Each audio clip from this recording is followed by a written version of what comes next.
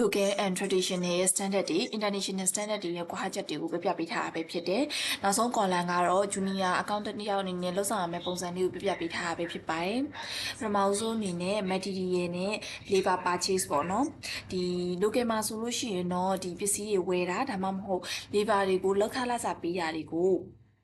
expect အနေနဲ့ပဲပေါ့နော်တိုက်ရိုက်စီးရင်သွင်းနေရှိပါတယ် international IFRS မှာကြတော့ဒီပစ္စည်းဝယ်တဲ့စရိတ်တွေဒီ labor ခတွေပေါ့နော် project မပြီးသေး၍ expect လို့မသတ်မှတ်ဘဲနဲ့work in progress အနေနဲ့ပဲ balance sheet မှာပဲဖော်ပြပေးရပေါ့နော်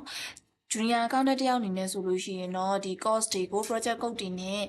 cost category အနေနဲ့ပဲမှန်ကန်စွာခွဲခြားပြီးတော့စီးရင်သွင်းမှုတော့လိုပါတယ်ဒုတိယအချက်အနေနဲ့ဆိုရင် advance receipt ပေါ့နော်customer ရှိကနေပြီးတော့ advance ရတဲ့အပိုင်းမှာဒီ local မှာဆိုလို့ရှိရင် customer ရှိကနေပြီးတော့ကြိုတင်ငွေပေးရတဲ့ revenue အနေနဲ့ပဲမှတ်တမ်းတင်လေးရှိတယ် revenue အနေနဲ့ပဲစီးရင်သွင်းနေပေါ့နော်ဒီ international မှာကြတော့ customer ရှိကနေကြိုတင်ငွေရရှိရပေါ့နော်ရရှိရဆိုရင် revenue အနေနဲ့စီးရင်သွင်းတာမျိုးမဟုတ်ဘဲနဲ့ contract liability အနေနဲ့ပဲသတ်မှတ်ပြီးတော့ balance sheet မှာဖော်ပြပေးရဖြစ်ပါတယ်ဒီ junior accountant အနေနဲ့ဆိုလို့ရှိရင်တော့ဒီ customer ရှိကရရှိရ advance တွေကို revenue အနေနဲ့မသတ်မှတ်ဘဲနဲ့ contract liability အနေနဲ့ပဲစီးရင်သွင်းပေးရမှာပဲဖြစ်ပါတယ်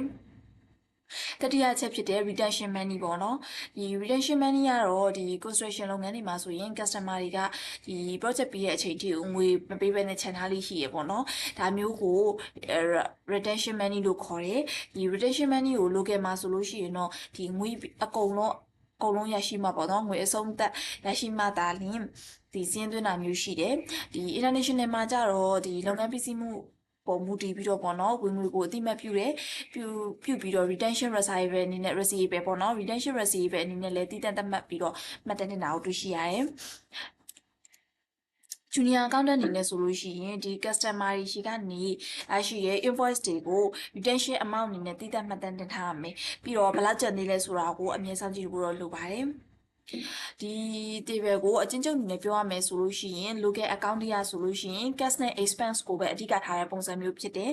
ဒီ international IFRS ကတော့ project ရဲ့အမှန်တကယ်ပြီးစီးမှုနဲ့ financial position ကိုပုံမူပြီးတိကျဖော်ပြပေးရ standard တစ်ခုဖြစ်တယ်ဒါကြောင့်မို့ junior accountant တယောက်အနေနဲ့ဆိုလို့ရှိရင် data တွေကိုမှန်မှန်ကန်ကန်နဲ့စီးရင်သွင်းဖို့ကအရေးကြီးဆုံးတာဝန်တစ်ခုပဲဖြစ်ပါတယ်